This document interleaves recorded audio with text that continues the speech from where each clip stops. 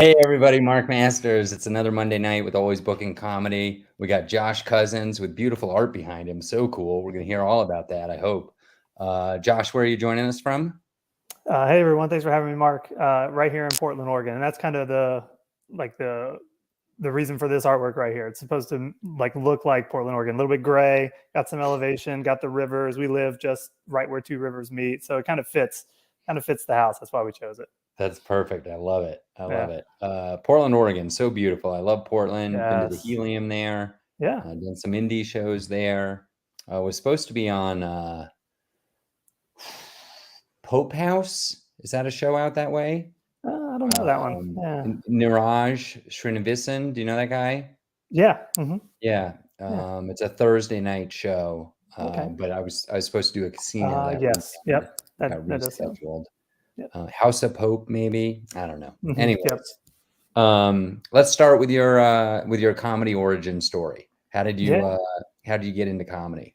Yeah, so it goes back a little bit. So I should start by saying, right out of college, I was in the military, and part of our military training, like we went through this like deployment training, and they do this talent show, right? In our group, we decided a bunch of 20 to 40-year-olds we were going to do a jump rope routine, and it came up to yeah, I know exactly. That's what I thought too. It came up right to showtime, and finally I was like, guys, I'm not doing this jump rope routine. Do you want me to get on stage and just tell jokes? So I got on stage with nothing and talked for 10 minutes. Mark, I bombed so hard,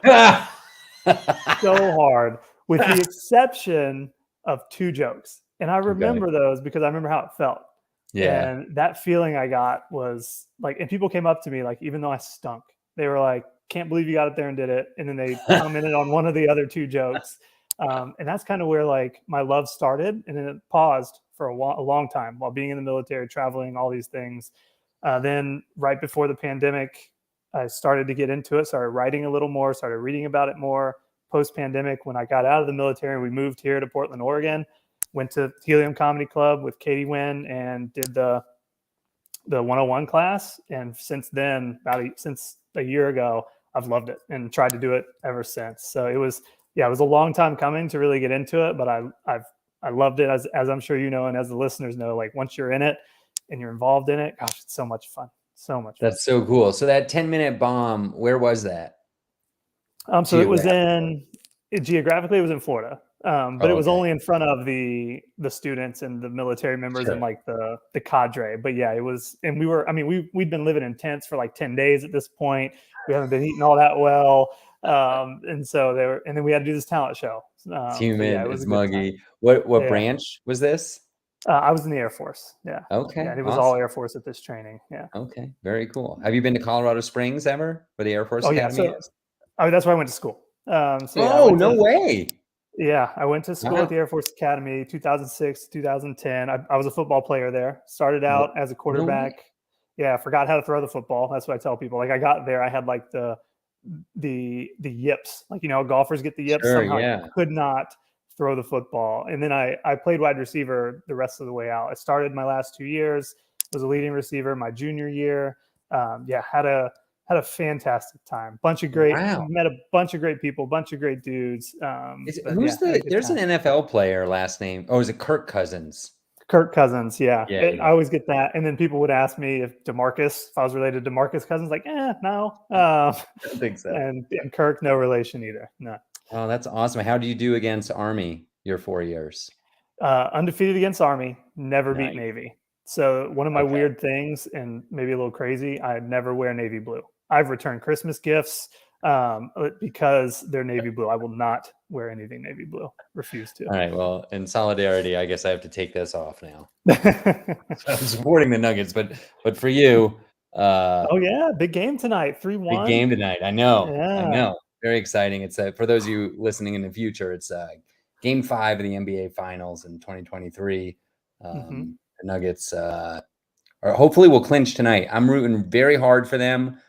Because I have a comedy show Wednesday, and if they lose, that comedy show is going to go in the tank. So is your prediction they're going to win, or just your hope? No, I think they're going to win. I mean, they're kind of dominating the series. I hope that doesn't jinx it, but they are so good. Yeah. Where do you go to high school, play football? So in a little school, Xenia, Ohio, which is in Dayton, the Dayton area, Southwest Wow, Ohio. Ohio's a Yeah, very rich football tradition. absolute best football state. So anybody Yeah. listening who wants to argue with me, come find me. But yeah, Ohio, best football Have you state ever been to around. Massillon, Ohio? Oh yeah, Maslin. Yeah, absolutely. Massillon? I'm saying it wrong. Yeah. There's a comedy club there. You should go. You should go Oh, I didn't perform. know It's that. called Yeah. Crackpots. Did we do an episode? I think I did an episode with the owner of Crackpots. It's Oh, awesome. Crackpots with a K, of Always Bookin Comedy, but it might have been, this used to be called Comedy Test Kitchen. It might have been a Comedy Test Kitchen episode, and those Oh, we erased immediately afterwards. They were oh, only okay. like live. But I think there's an episode with that guy, so you should check it out, and I can Yeah. connect you with him. Oh, yeah, If that'd be you're ever great. back visiting, like how far do you have family back that way anymore? I do. So I'm performing in the Six City Comedy Festival in August up in Cleveland, and it Oh was yeah, perfect. Cleveland. That's where I was in Cleveland when I went to Crackpots. It was like Yeah, maybe like a hour drive, something like that. yeah, and so because we live south, like we're making a family vacation out of it. So I'm going to do my 4 nights there, hang out with the family for a while. So yeah, I'd love Nice. to Yeah, ditch them get for an connected extra with you, night. crackpots. Yeah, yeah, absolutely. You know how those family That's trip goes. that's Like really after a cool. Air Force while, Academy. yeah, And if you come back to Air Force Academy, there's a lot of great comedy in Colorado yeah. Springs as well. Hmm. Um, September 1st and 2nd, I'm headlining 3E's Comedy Club. So everybody go buy tickets right now. Yeah, Although they're do not it. available yet. But when they become available, put it in your calendar, circle the date, and when the tickets become available, go buy them. Okay, so that's great. You got started at a talent show, got the bug, Yeah. went and took a class. What would you say now that you're like a year past? Do you Mhm. think the class was valuable, and what was the best couple of things you got out of the class? Would you say? Oh yeah, it absolutely was. So she didn't really go into how to write a joke per se, but every week she made us do 5 minutes. So because I had been writing a little bit before, I had a Mhm. little bit of something at least put together. It was terrible, but I had something that I could show up with. And because we had to do 5 minutes, she was there to give us feedback onto word choice, act outs, why this way, why not go this direction. So that was the most valuable thing I think was getting that stage time in front of people you didn't know and having like a professional comedian there to tell you this is why that worked, this is why maybe this didn't work. But Right. as you know, and as our listeners know, like comedy is so broad and wide. Like it may have worked, maybe it just wasn't her thing, but to hear something, some kind of feedback and direction, that by far was the most valuable. And then of course to get to do the showcase at the end, so much fun. Got a tape out of that. From that tape I got picked up for 2 comedy festivals, which just kept the bug going. So I was able to keep doing this and get out and do it in other places. So yeah, that class was absolutely valuable. If there's one wherever you may be listening, like take the one-on-one class. It's a little scary, but they help guide you through it. It's awesome. Yeah. Awesome. Yeah, and check out Vail Comedy School, which Yeah. will be May 23rd, 2024, the day Okay. before Vail Comedy Festival, May 24th through 26th. We did this year. I'm pretty sure we'll bring Yeah. it back next year. It was really fun. It's a great Yeah. opportunity to learn about joke structure and performance from professionals. We had a drop in from an HBO Showtime comedian who talked about Nice. working with comedy clubs. We zoomed in a major booker from a big national TV show, and we had on-site instructors, and it was a really good time. And then the students were able to stick around and watch a ton of great comedy over the next Yeah. 3 days. And we have an open mic every day. We call it a show up showcase, but it's basically an open mic. But it's like I mean, one of them had 30 plus people in the Wow. audience, like paying audience members. So Yeah. it was like it was better than most shows in major Yeah. cities, That just is for an open awesome. mic. How Yeah, did the festival go this year? Good time?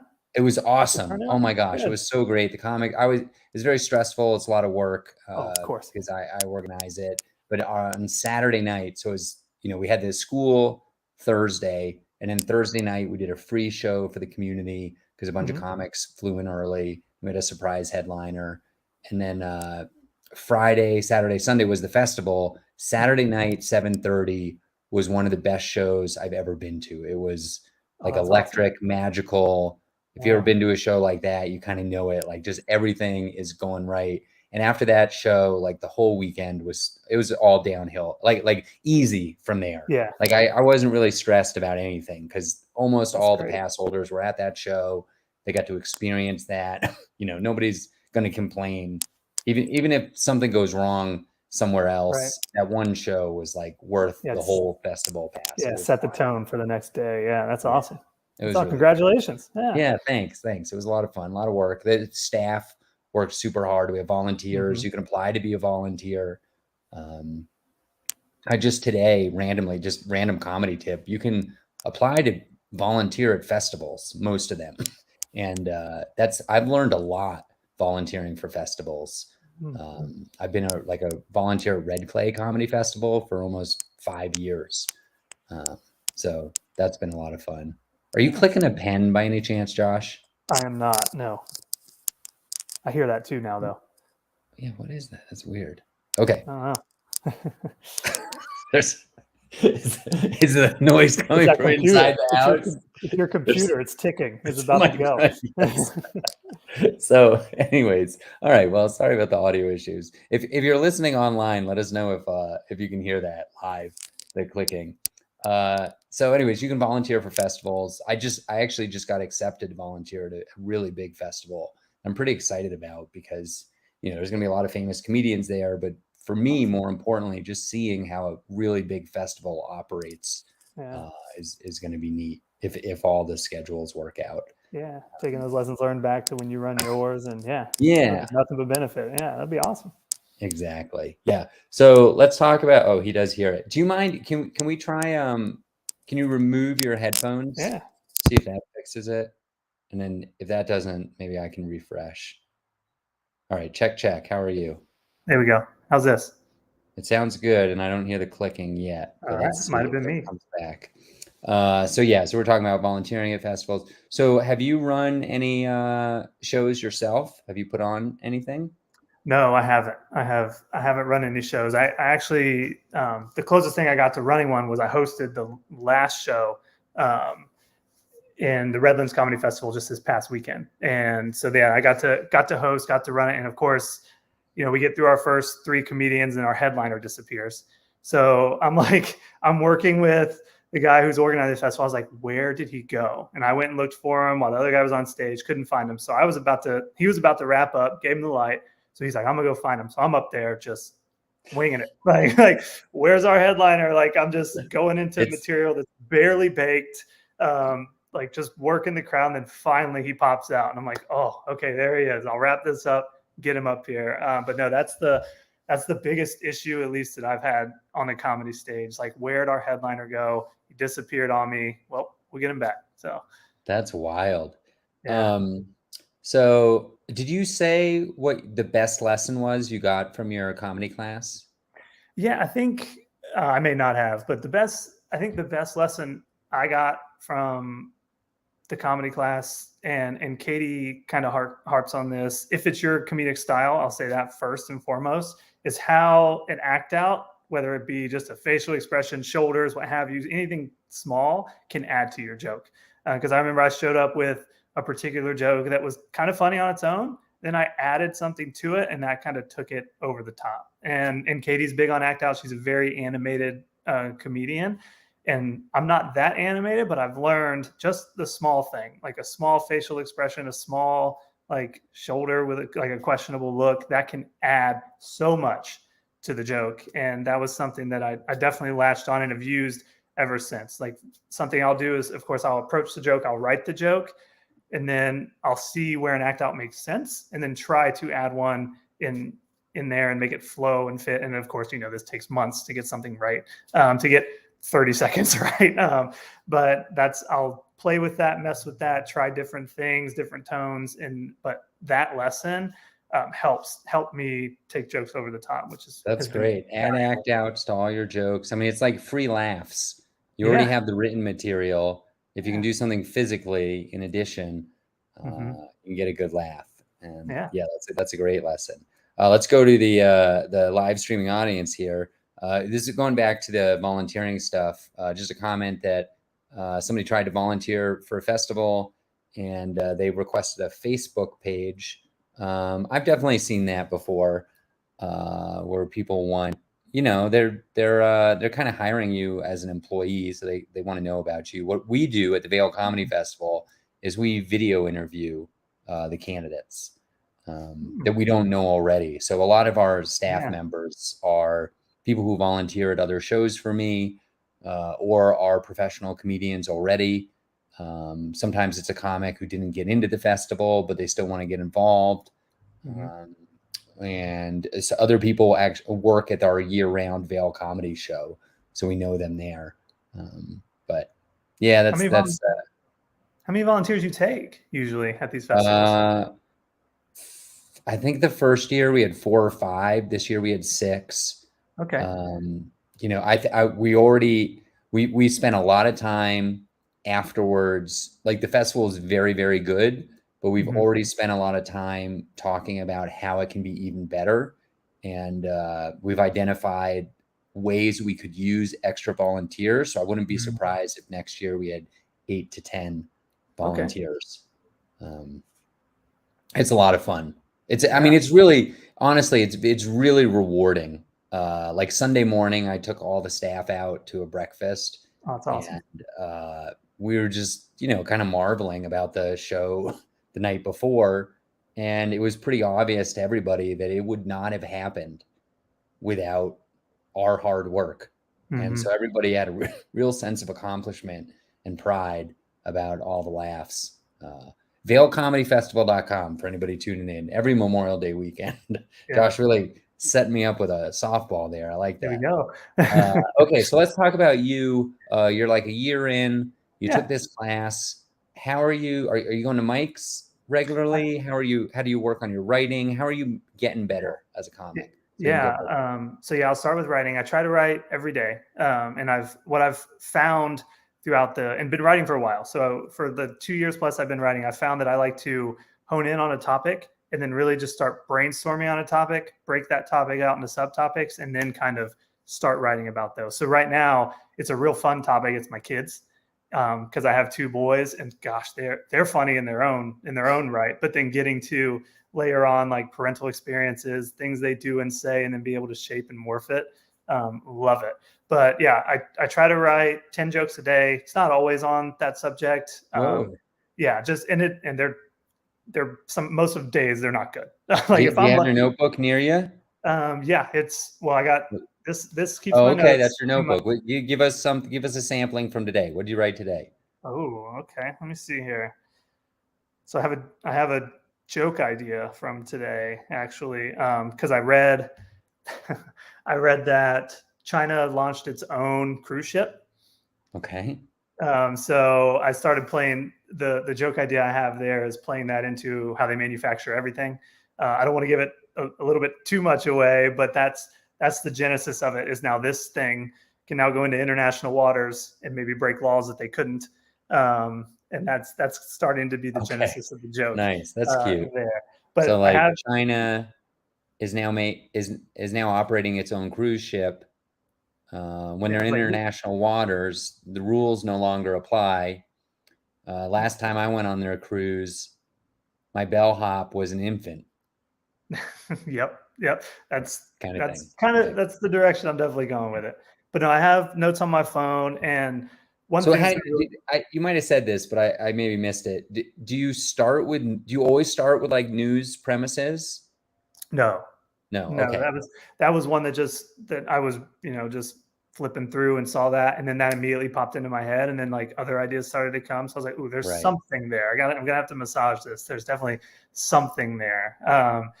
And so definitely the phone. But then what's been cool about my comedy journey is the support that my family has shown, even from Ohio. So my brother got me, and it's in the other room, this like leather bound notebook that I usually have with me when I go places and write in it. It's got my initials on it. Like that was like, he did research because he didn't know about these comedic notebooks. So he did research to find out this is something comedians want, got this for me. And it meant a lot for me. He got it for my last birthday, but it was cool to see that. And I'm pumped that they're going to get to see me perform because I'm coming to Ohio in August. So they've already talked about coming up. My 80-year-old grandparents are going to make it. So I'm like, oh my goodness, super excited that they're going to get to see me at the 6 City Comedy Festival. So it's going to be. Do you know your venue yet?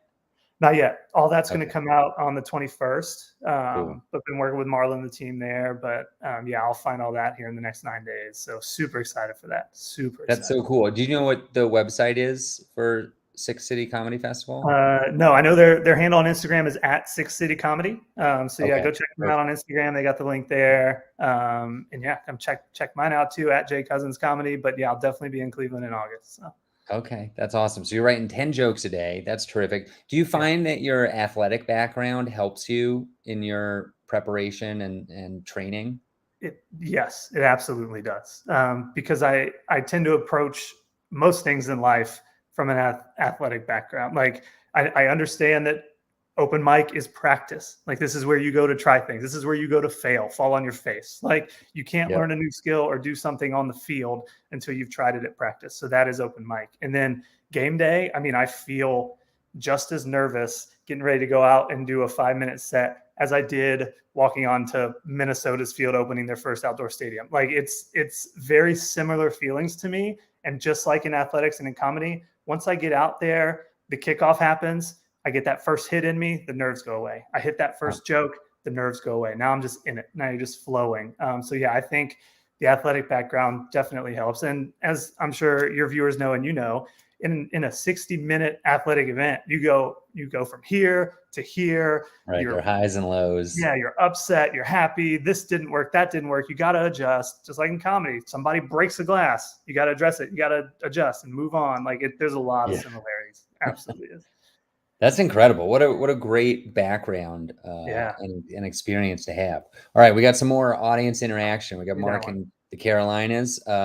Wants to know if you tape your sets and how do you critique your performances? I tape everything. So if I'm in an open mic doing 3 minutes, I'm taping it.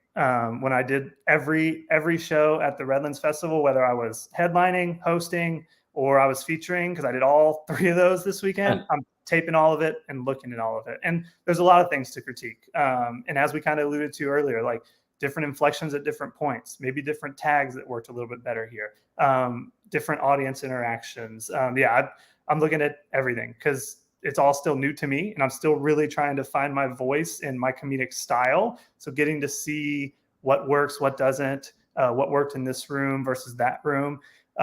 One thing I learned this weekend, which I really enjoyed and had never experienced it until now, was one venue was in like a bigger area, had like 80 people. The other one had 20. It was a speakeasy bar. And I learned 2 very comedic styles are needed in those.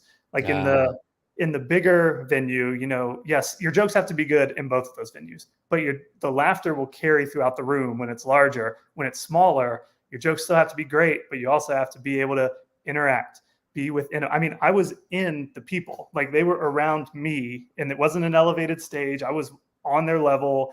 So it was a very different environment, but getting to interact with them, speak to them, pull them into the jokes, kind of use them to get into the material is awesome. Someone makes a comment in a 20-person room, you have to address it. Everybody heard it. In a 100-person room, you can probably get away with it depending on what it is and just keep moving. So that was awesome. Like I loved those 2 different experiences this past weekend.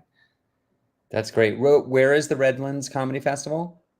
So it's in Redlands, California. Okay. And I think he's going to expand it maybe to 3 different cities next year. Is that near like Marin County, like where all the red trees are? The big. Yeah, I don't know. Where'd you fly into? Did you fly in? I flew into Ontario.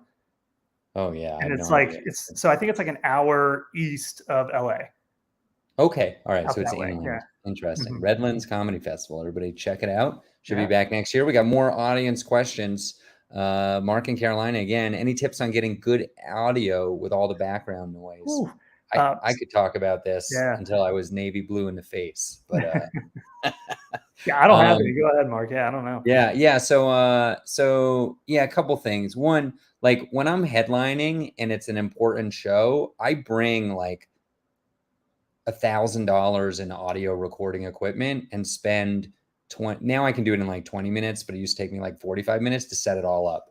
I have directional condenser microphones that point into the audience so I can record in stereo. I have a fancy Zoom recorder that has multiple inputs that I also connect into the soundboard. Or more recently, what I've started doing, because every soundboard is different, and I thought I had every cable, but sometimes you can't find an output or they're already using all the outputs. I now use an XLR splitter. So I go before the show, I take the cable that's going directly into the microphone, I take it off, I put it into this splitter, and then there's two outs. One of them goes into the microphone and the other one goes into my recording device, which is now near the stage, and I can point at the audience, and it has left, right channel recorders as well. So now I have 4 microphones on the audience, plus the sound from the microphone, which traditionally is called the soundboard sound. And you can blend those together. And like I have a tape that I've a very good tape from a comedy club recently where somebody kind of heckled me in the middle of a joke. And so having those independent audio sources, I ignored the heckle and kept going. And so I can like mute, I can almost get it to a point where people can't hear the heckle in the rebroadcast. So having multiple sources, but that's not helpful if you're not like headlining and pretty friendly with the staff. What I would say, Mark, is you can buy for like $100, $200 these lapel mics, and you can get them in 2. Basically, they come in a 3-pack. So there's 2 mics. You clip them to your shirt. Don't get them too close to your chin, or the gain will be too high. And then the second one you can plant in the audience. And then the third thing is a receiver. And so you can go out that receiver, they're wireless, and plug it into some kind of audio recorder. And then you record from there, and record 2 different channels for you. One is essentially the soundboard sound. It's recording right next to your face. So it's basically getting your dialogue. And then the second one is planted in the audience. If you wanted to go like a step higher, you'd put 2 into the audience. So you had stereo. But that's what I would recommend doing if you want good sound. Even easier than that would be what I've seen some people do is these Zoom recorders, ZOOM. You buy one, you just set it on the stool and you point it at the audience and it's right there. And then you get 2 channels. And it's harder to blend those in between your voice and the audience voice, but that would definitely work. So, and then of course, like honestly, like the phone in your back pocket is not terrible. You know, like I record every set that way. Sometimes I'll set the phone on the stool, but it works really well. All right, we're running out of time here. Do we miss anything? Have you road gigs? Any funny stories from your Redlands Comedy Festival other than the missing headliner? No, the missing headliner was the biggest one. I mean, a bunch of people got lost going to the speakeasy because it is a speakeasy and it's hidden and no one knew how to get there. So the first show started a little bit late because the audience was walking in circles. We had to go out and like direct them to where they were going. And there was this weird, like, it was a weird room for comedy, beautiful room for a speakeasy. Like it felt like Hogwarts in there. It had like just the really dark, like picture the like Gothic looking lights, and it felt very like kind of eerie, somewhat spooky. But it made for a cool environment, and it made for a lot of good jokes just off of what's going on around us to really get the crowd into it. So no, nothing too crazy, nothing too weird. No, it was great time this past weekend. All right, Hogwarts makes for a good comedy festival, or a comedy venue, is what we've learned from Josh Cousins. 9 3/4, and we'll get you there. Yes, exactly. Secret train station. Well, Josh, an accomplished collegiate NFL or collegiate receiver for our finest military branch, clearly. Absolutely. The Air Force Academy. And a comedian on his way up. We're really excited to see what happens with Josh Cousins. Everybody keep in touch with him. One more time, your Instagram handle. Yeah, it's at the letter J, not J-A-Y, at the letter J Cousins Comedy. That's my Instagram handle. J Cousins Comedy, everybody. That's 14 letters long if you're doing the math. J Cousins Comedy. Follow him on Instagram right now. And thanks a lot for joining me, Josh. You were a great guest. Thanks, Mark. All right, everybody. Thanks again. Tune in next Monday. Every Monday we're live with Always Bookin Comedy. And check out Vail Comedy Festival